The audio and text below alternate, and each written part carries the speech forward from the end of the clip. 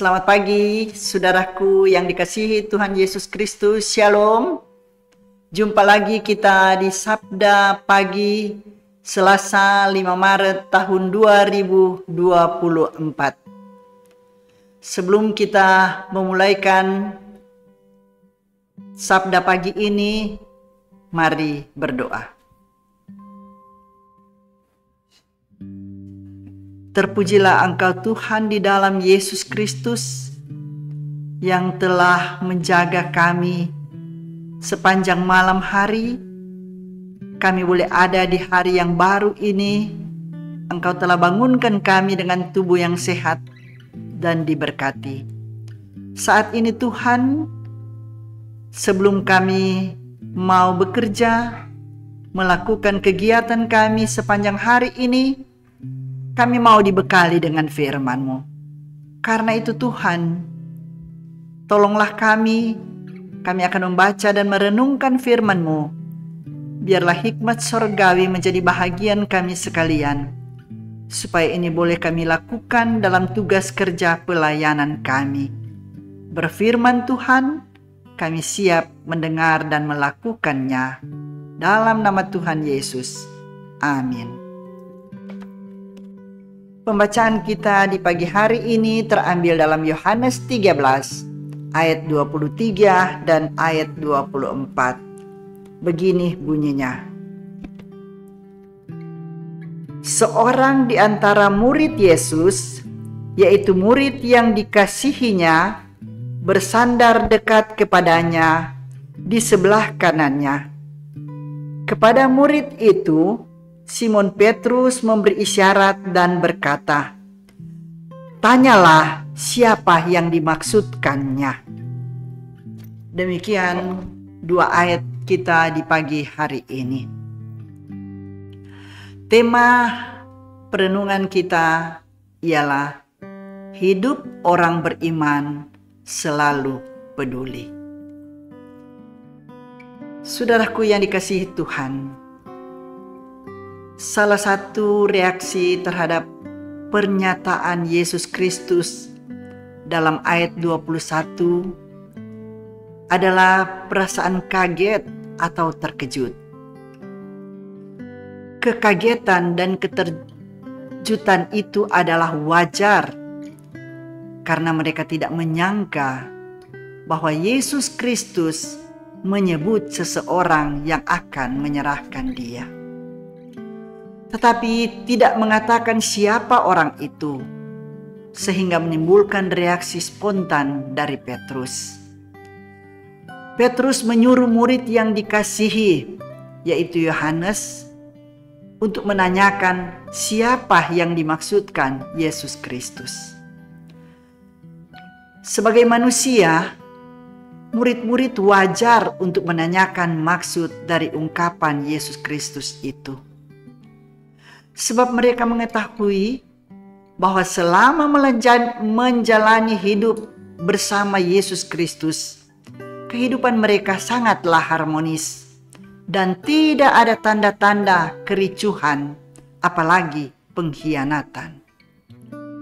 Petrus sebagai seorang yang sangat reaktif dalam setiap peristiwa, sebenarnya ingin secepatnya mendapatkan jawaban agar tidak menimbulkan kebimbangan dalam kehidupan para murid. Bahkan kecurigaan Petrus itu barangkali terlahir dari pemikirannya sendiri, bahwa tidak mungkin ada di antara mereka yang akan mengkhianati Yesus Kristus. Karena mereka betul-betul mengasihinya sebagai guru.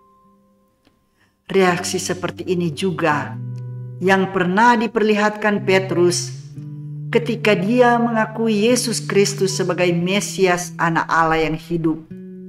Yang karena itu Yesus memberi kepercayaan dan tanggung jawab kepadanya untuk melaksanakan misi kerajaan Allah di bumi. Bagi kita sebagai orang Kristen, sikap dan reaksi Petrus ini dapat dijadikan teladan dalam mempraktikkan dan menjalani hidup berdasarkan iman kepada Yesus Kristus.